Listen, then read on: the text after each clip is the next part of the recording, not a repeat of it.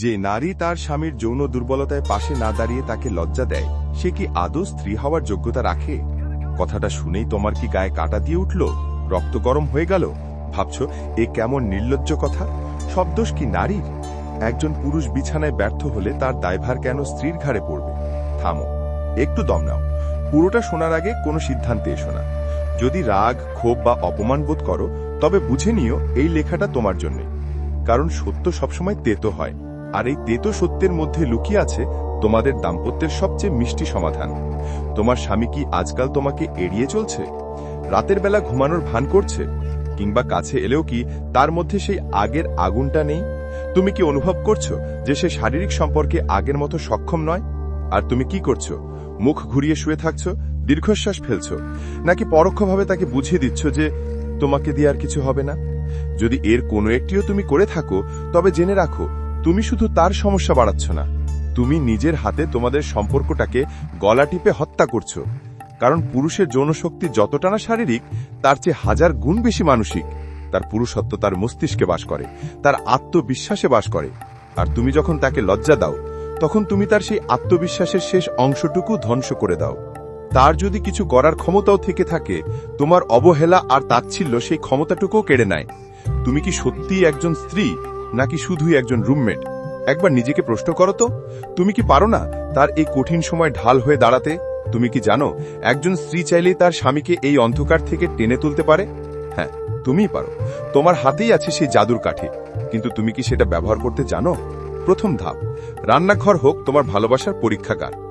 ভালোবাসা শুধু মুখের কথায় হয় না, সেটা প্লেটেও সাজিয়ে দিতে হয়। তার যৌন শক্তি ফিরিয়ে আনার জন্য তোমাকে একজন পুষ্টিবিদের থেকেও বেশি স্মার্ট হতে হবে। কি খাওয়াবে?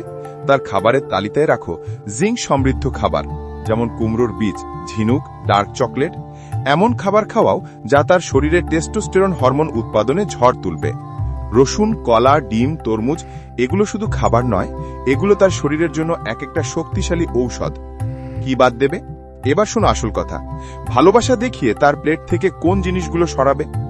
অতিরিক্ত তেল, চর্বিযুক্ত খাবার, ফাস্ট ফুড এগুলো তার রক্তনালীকে সংকুচিত করে দেয়, যা সরাসরি তার পারফরমেন্সে প্রভাব ফেলে। তার সিগারেট বা মদের অভ্যেস থাকলে সেটা বন্ধ করার দায়িত্বও তোমার। মিষ্টি কথায় ভালোবাসার আবদারে তাকে বোঝাও এটা শুধু তার জন্য নয়, আমাদের জন্য কতটা জরুরি। পারবে না তুমি এতটুকু করতে? নাকি বাইরের খাবারের অর্ডার দেওয়াই তোমার কাছে সহজ মনে হয়? দ্বিতীয় ধাপ, শরীর নয়, আগে তার মন জয় করো। সহবাস মানে কি শুধু কয়েক মিনিটের শারীরিক মিলন? ছি, যদি এটাই ভেবে থাকো, তাহলে তুমি সম্পর্কের গভীরতাই বোঝনি। সহবাস ছাড়াও সারাদিন তোমাদের মধ্যে দুষ্টু মিষ্টি খুনছুটি চলতে হবে। ইশারার ভাষা, যখনই সুযোগ পাবে তার সাথে দুষ্ট ইশারা চালাও। চোখের ভাষায় কথা বলো, পাশ দিয়ে দেওয়ার সময় আলতো করে ছুঁয়ে যাও। তার কানের কাছে ফিসফিস করে এমন কিছু বলো যা শুধু তোমরা দুজনই বোঝো। এই ছোট ছোট ইঙ্গিতগুলো তার মস্তিষ্কে যৌনতার এক ইতিবাচক বার্তা পাঠায়। ডাবল মিনিং কথা, সবসময় গুরুগম্ভীর কথা কেন? তার সাথে এমনভাবে কথা বলো যার দুটো মানে হয়, একটা সাধারণ আর একটা শুধুই তোমাদের ব্যক্তিগত। এই বুদ্ধির খেলা পুরুষরা দারুণ উপভোগ করে। এটা তাদের মধ্যে উত্তেজনা তৈরি করে এবং তাদের লিখতে পারে যে তুমি তাকে একজন প্রেমিক হিসেবে দেখো, শুধু স্বামী বা পরিবারের কর্তা হিসেবে নয়।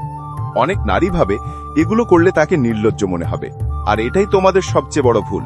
পুরুষরা তাদের স্ত্রীর এই আবেদনময় রূপ দেখতে ভালোবাসে। তুমি কি সেই ভালোবাসা থেকে তাকে বঞ্চিত করতে চাও? তৃতীয় ধাপ, অতীতের ভুলগুলো মুছে দাও তোমার ভালোবাসা দিয়ে। অনেক পুরুষই বিয়ের আগে যৌবনের উত্তেজনায় অতিরিক্ত হস্তমৈথুন করে নিজের শরীরের ক্ষতি করে ফেলে। তাদের মধ্যে একটা ভুল ধারণা জন্মায় যে হস্তমৈথুন আর সহবাস একই রকম। তারা ভাবে যেভাবে দ্রুত বীর্যপাত করে সে একা চরম আনন্দ পায়, স্ত্রীরও হয়তো তেমনই হয়। এখানে তোমার ভূমিকা, তুমি তার শিক্ষক, তার বন্ধু। তাকে ভালোবাসার সাথে বোঝাতে হবে যে সহবাস একটা দ্বিপাক্ষিক যাত্রা, এটা কোনো দৌড় প্রতিযোগিতা নয়। এখানে একে অপরের আনন্দ, ছোঁয়া এবং অনুভূতিই আসল। তাকে শেখাও নারীর শরীর কিভাবে সাড়া দেয়, তাকে বোঝাও তোমার আনন্দ কিসে হয়। এই জ্ঞান তুমি ছাড়া আর কে তাকে দেবে? চতুর্থ ধাপ, বিছানায় হও অভিনেত্রী, হও প্রেমিকা।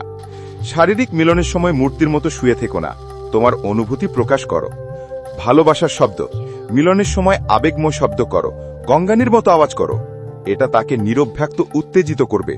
সে বুঝবে যে সে তোমাকে আনন্দ দিতে পারছে। এই অনুভূতি তার আত্মবিশ্বাসকে আকাশে তুলে দেবে।